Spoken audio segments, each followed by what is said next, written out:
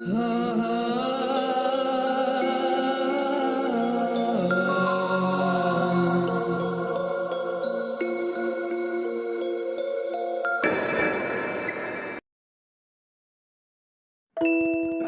alaikum listeners.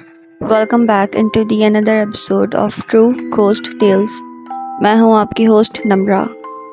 अगर आपने अपनी लाइफ में कभी कोई पैरानॉर्मल इंसिडेंट एक्सपीरियंस किया है तो मेरे साथ ज़रूर शेयर करें.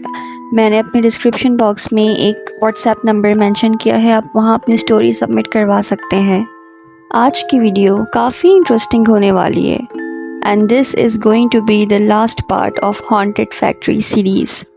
अगर आप इसके पिछले 3 पार्ट्स से वाकिफ़ हैं तो आपको बखूबी पता होगा कि इस फैक्ट्री में क्या क्या पैरानॉर्मल इंसिडेंट्स हुए. वैसे ये लांडी की एक फैक्ट्री है. अब सवाल ये आता है कि ऐसा क्यों हुआ, कि क्यों इतनी अजीब पैरानॉर्मल एक्टिविटीज़ यहाँ के वर्कर्स ने एक्सपीरियंस की. मुझे इस बात का काफ़ी तजस्सुस है और यकीनन आपको भी होगा. बहरहाल मुझे ये पता चला कि जब इस फैक्ट्री की कंस्ट्रक्शन का काम चल रहा था तो यहाँ पे एक बहुत पुराना मज़ार बना हुआ था. अब इससे पहले ये फैक्ट्री जिसके अंडर थी उसने मज़ार को वहीं रहने दिया जहाँ वो था, बल्कि उस जगह को बिल्कुल नहीं छेड़ा.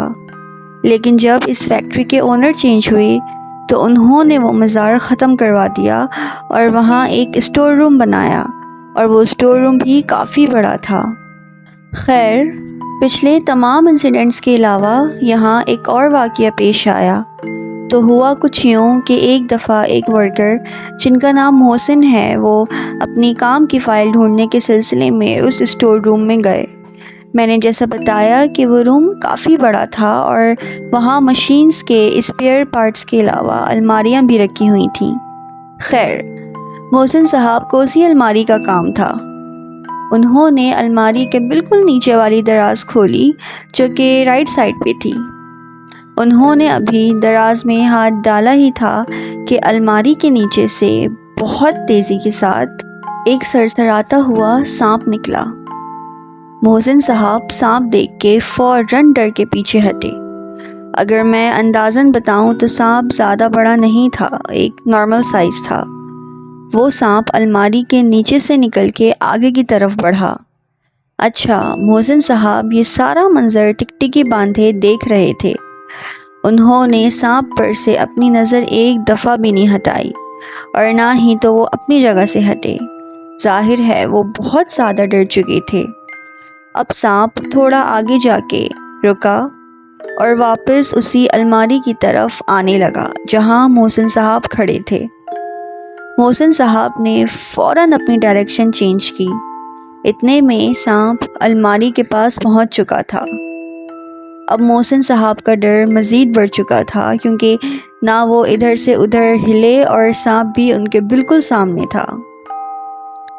लेकिन सांप ने उन्हें कुछ नहीं किया और वो अलमारी के नीचे भी नहीं घुसा, बल्कि अचानक उनकी आंखों के सामने से गायब हो गया.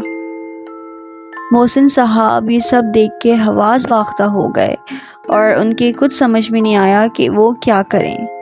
वो बस गिरते पड़ते डर के माहौल में स्टोर रूम के दरवाजे तक पहुँचे. अल्लाह का शुक्र कि उन्हें कोई नुकसान नहीं पहुँचा. और इस वाक़ये के अलावा भी यहाँ इस कंपनी में छोटे मोटे किस्से होना आम बात है.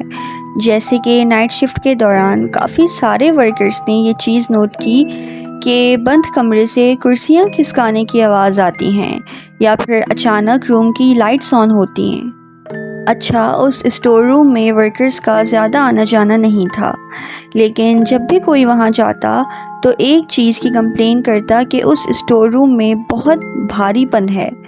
वहाँ जाके अजीब सी घबराहट होती है और घुटन होती है. ज़्यादातर तो ऐसा होता कि स्टोर रूम से जो भी वापस आता उसके सर में दर्द शुरू हो जाता.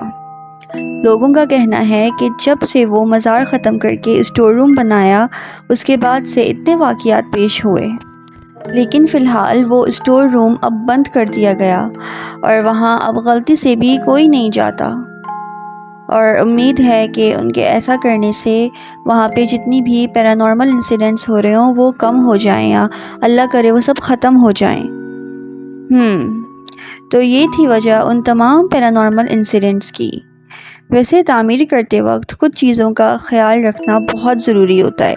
اگر کہیں کوئی مزار یا قبر ہو تو اسے نہ چھیڑا جائے اور اس حصے کو الگ کر دینا ہی مناسب ہے۔ تو یہیں پہ اینڈ ہوتی ہے ہماری ہانٹڈ فیکٹری کی سیریز۔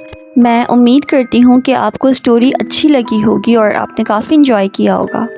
امید ہے آپ کو پسند آئی ہوگی، اور مزید ایسا کانٹینٹ دیکھنے کے لیے ٹرو کوسٹ ٹیلز کو سبسکرائب کریں۔ I will see you in the next video۔ اپنا خیال رکھیں۔ اللہ حافظ۔